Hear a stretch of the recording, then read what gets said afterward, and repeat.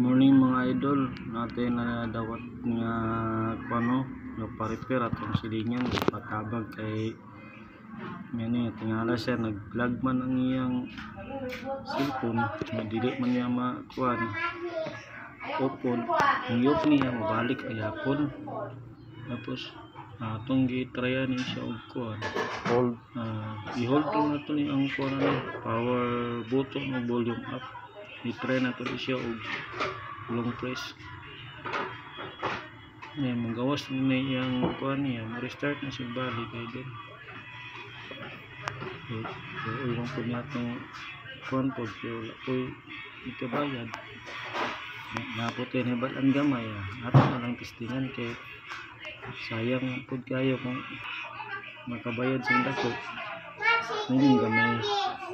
kani kay libre wala may bayad.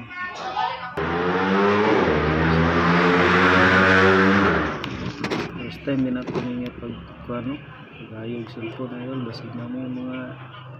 pinyani nga daot pwede nyo i-try nyo sa inyong mga kaila pagkuano lero na kung sa uban yung technician na ginibayad yun pumukbalot pilay bayad ani ini siya sayo na ni siya mga inganing mga moves